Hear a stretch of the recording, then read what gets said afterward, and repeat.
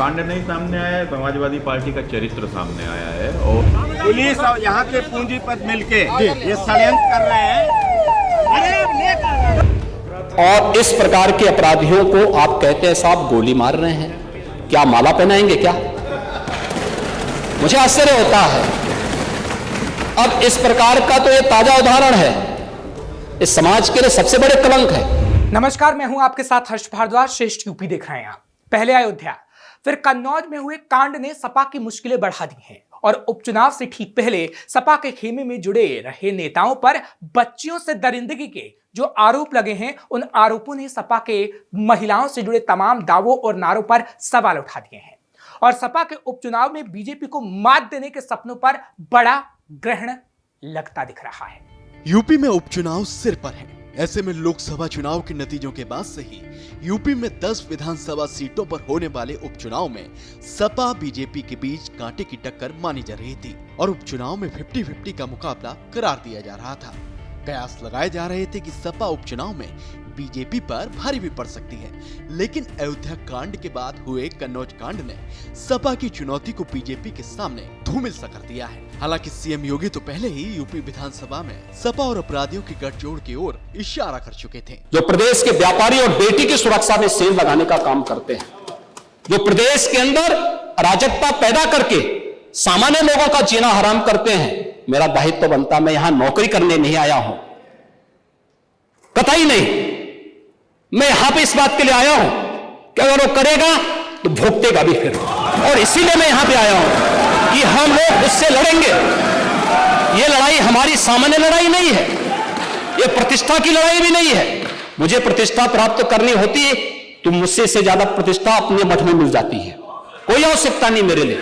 लेकिन इस प्रकार के गुमराह भरे तथ्यों को लेकर क्या बातें हैं आप लोग बोलते हैं, इस प्रकार के अनावश्यक बातों की तरफ ध्यान आप इस प्रकार की चर्चाएं करते हैं। अयोध्या कांड के बाद जब सीएम योगी ने सदन में ये बयान दिया था तो सपा में खलबली सी मच गई थी और शुरुआत में अयोध्या कांड पर चुप्पी साधने वाली सपा फिर अयोध्या कांड से जुड़े आरोपी की डीएनए जांच की मांग करती हुई नजर आई थी। अयोध्या केस में दोषियों पर राजनीति से इतर सख्त कार्रवाई की मांग करते हुए भी दिखाई दी थी।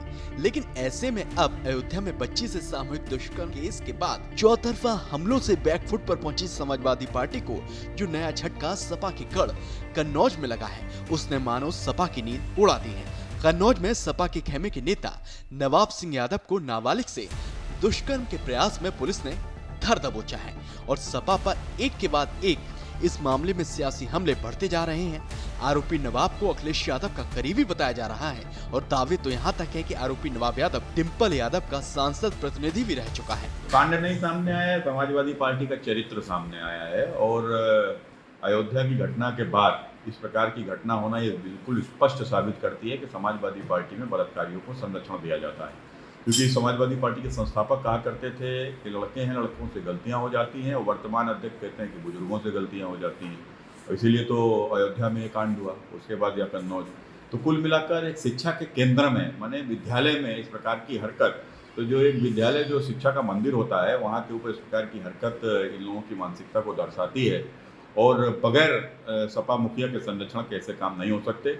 आज समाजवादी पार्टी की सरकार नहीं है तो स्थिति यह है, तो सोचो सरकार अगर इनकी आ जाएगी तो मुझे नहीं लगता कोई बहु बेटी सुरक्षित रहेगी। सपा पर एक के बाद एक हमले हो रहे हैं और जो सपा अब तक यूपी की कानून व्यवस्था के मुद्दे पर बीजेपी को घेरती नजर आ रही थी, वो अब खुद अपने सियासी वर्चस्व को बचाने में लग चुकी है। ऐसे में जैसे ही कन्नौज मामले में नवाब यादव को पुलिस ने दबोचा, सपा का खेमा एक्टिव होता दिखाई दिया और कन्नौज से ही पहली आवाज सी उठी कि हमारा नवाब यादव से कोई भी लेना देना नहीं है। समाजवादी पार्टी की कन्नौज शाखा ने सूचना जारी करते हुए कहा कि सपा से नवाब सिंह यादव को अलग थलग माना जाए। सपा नवाब सिंह यादव को अपना प्राथमिक सदस्य मानने से भी इनकार करते हुए नजर आई। सपा का कहना है कि नवाब सिंह यादव पिछले 5 साल से पार्टी विरोधी गतिविधियों में शामिल हैं और पार्टी का रास्ता उन्हें एक तरीके से दिखा दिया गया है। ऐसे में नवाब सिंह यादव को सपा से जुड़ा बताना सरासर गलत है। इन सबके बीच जो तथ्य सपा की कन्नौज शाखा ने सबके सामने रखे हैं, इन तथ्यों से परे भी कुछ तथ्य सामने आए हैं जो नवाब सिंह यादव को सीधे तौर पर सपा के खेमे से जोड़ रहे हैं और समाजवादी पार्टी की कन्नौज इकाई की ओर से दिए गए स्पष्टीकरण को ही बड़ी साजिश करार दे रहे हैं और ये तथ्य किसी और ने नहीं बल्कि आरोपी नवाब सिंह यादव के वकील ने ही सामने रख दी है। समाजवादी पार्टी के कुछ कथित नेताओं द्वारा ये घिनौनी सोच के तहत लेटर जारी किया गया और ये बात जाइए जिलाध्यक्ष से पूछिए कि ऐसा क्या है, जबकि समाजवादी पार्टी नवाब सिंह के अलावा यहाँ जीरो है, जीरो। नहीं, अगर वकील साहब एक सवाल लास्ट करेंगे, जिलाध्यक्ष से बात की गई तो उन्होंने कहा कि वो बीजेपी के हो सकते हैं। नहीं तो इससे पहले लेटर क्यों जारी हुआ? इससे पहले लेटर जारी हुआ है और लेटर जो जारी हुआ माननीय अखिलेश यादव जी की तरफ से उनकी माता जी के देहावसान में कि समाजवादी पार्टी के वरिष्ठ नेता नवाब सिंह यादव की माता जी का देहांत हो जाने पे हम दुखी हैं। तो उधर पुलिस की गिरफ्त में नवाब यादव खुद के खिलाफ साजिश रचने का आरोप लगाते हुए कैमरे के सामने नजर आ रहे हैं। पुलिस और यहाँ के पूंजीपति मिलके ये षड्यंत्र कर रहे हैं।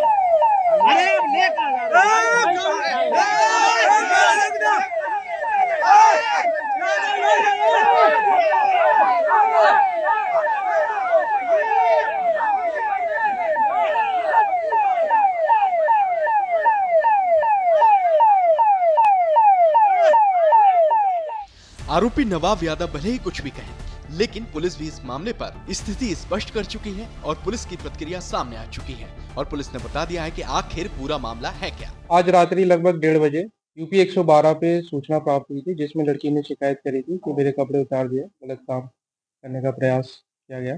सूचना का तत्काल संज्ञान लेते हुए थाना पुलिस और पीआरबी मौके पे पहुंची थी, जहाँ पे लड़की को बरामद किया गया और आपत्तिजनक हालत में अभियुक्त नवाब सिंह को भी हिरासत में लिया गया। इसमें तहरीर के आधार पर सुसंगत धाराओं में भारतीय न्याय संहिता और पॉक्सो एक्ट में मुकदमा पंजीकृत किया गया है।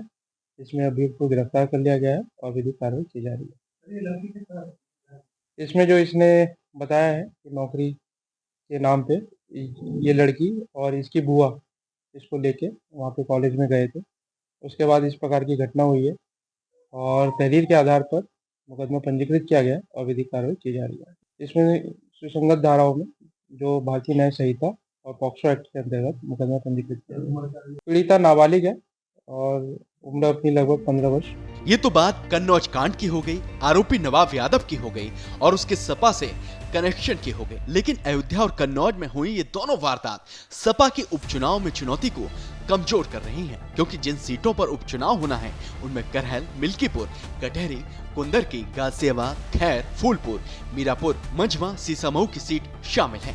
इनमें से 5 सीटों पर करहल, मिल्कीपुर, कटहरी, कुंदरकी, सीसामऊ की सीट पर 2022 में सपा ने जीत दर्ज की थी, जबकि गाजियाबाद, खैर, फूलपुर इन 3 सीटों पर बीजेपी का कब्जा रहा है और मीरापुर पर आरएलडी ने जीत दर्ज की थी, जो कि 2022 में सपा के साथ मिलकर यहां पर चुनाव लड़ी थी। और मझवा सीट पर निषाद पार्टी के विधायक थे, जो कि बीजेपी के सहयोगी दल फिलहाल हैं। ऐसे में जो मुकाबला अब तक 50-50 का माना जा रहा था, वो पूरी तरह से बदल चुका है, क्योंकि पीडीए के सहारे लोकसभा चुनाव में बीजेपी को बैकफुट पर धकेलने वाले अखिलेश यादव अब खुद को मुश्किल में फंसता हुआ देख रहे हैं, क्योंकि योगी सदन में बोल चुके हैं कि जो लोग सपा के खेमे में शामिल हैं वो कैसी कैसी वारदातों में शामिल रहे हैं और सपा एक तरीके से उनको संरक्षण देती हुई नजर आई है। और हाल फिलहाल के घटनाक्रम में सपा का पीडीए बदनाम होता हुआ दिखाई दे रहा है, क्योंकि अयोध्या में पीड़ित अति पिछड़े वर्ग से थी, जबकि आरोपी अल्पसंख्यक समुदाय से था। और जो व्यक्ति कन्नौज के मामले में पुलिस की गिरफ्त में है वो यादव है, उसे सपा का खासम खास बताया जा रहा है। अयोध्या कन्नौज से जुड़े ये दोनों घटनाक्रम बताते हैं कि सपा सवालों और आरोपों के भंवर में फंस चुकी है। ऐसे में उपचुनाव में जीत की राह पर निकलने से पहले सपा को हर एक उस सवाल का जवाब देना होगा जो सपा के खेमे से बीजेपी पूछते हुए लगातार दिखाई दे रही है। अयोध्या का यह मामला है जिसमें अयोध्या में मोइन खान जो समाजवादी पार्टी का नेता है, अयोध्या के सांसद की टीम का सदस्य है, 12 वर्षीय एक नाबालिग बच्ची के साथ दुष्कर्म का कृत्य में शामिल पाया गया। अभी तक समाजवादी पार्टी ने उसके खिलाफ कार्रवाई नहीं की है। मैं ये नहीं समझ पा रहा हूं कि ये सब क्या है। अब क्या ये कोई समाजवादी पार्टी ना बोले? आपका एक्टिव मेंबर है, आपके सांसद के साथ बैठ रहा है, खा रहा है, उनके साथ चल रहा है, लेकिन इस प्रकार के, और यह अति पिछड़ी जाति से जुड़े हुए एक बालिका से जुड़ा हुआ मामला है, और इस प्रकार की घटिया हरकत में वह लिप्त है, लेकिन तब भी उसको हल्केपन से उड़ाने का काम होता, यानी हल्केपन से लेने का काम होता है। अयोध्या के सामूहिक दुष्कर्म केस, हरदोई में हत्या के मामले में सपा नेता का मुख्य आरोपी होना, ऐसे तमाम घटनाओं को आधार बनाकर सीएम योगी भरे सदन में सपा की नीति और नीयत के बीच के अंतर पर दो टूक बयान दे चुके हैं। और इस प्रकार के अपराधियों को आप कहते हैं साहब गोली मार रहे हैं, क्या माला पहनाएंगे क्या? मुझे आश्चर्य होता है। अब इस प्रकार का तो ये ताजा उदाहरण है, इस समाज के लिए सबसे बड़े कलंक है। तस्वीर साफ है, सपा बहुत बुरी तरह से फंसती नजर आ रही है। भले ही सपा ने अयोध्या के बाद कन्नौज कांड में भी पल्ला झाड़ने की पूरी कोशिश की हो, लेकिन इन दोनों मामलों में सपा की महिलाओं, पिछड़ों, दलितों, अल्पसंख्यकों से जुड़ी सियासत को बड़ा टेंट लगा है। फिलहाल इन दोनों मामलों में जांच चल रही है, लेकिन इन सब के बीच जो तस्वीर अभी फिलहाल दिखाई दे रही है, वो तो यही इशारा कर रही है कि सपा को उपचुनाव से पहले तगड़ा झटका लग चुका है। ब्यूरो रिपोर्ट श्रेष्ठ यूपी। फिलहाल तमाम खबरों के लिए आप देखते रहिए श्रेष्ठ यूपी। यूपी की हर खबर देखने और उनसे अपडेट रहने के लिए हमारे चैनल श्रेष्ठ यूपी को सब्सक्राइब और लाइक करें। साथ ही बेल आइकन को दबाना ना भूलें, जिससे हमारे हर वीडियो की जानकारी आप तक पहुंचती रहे।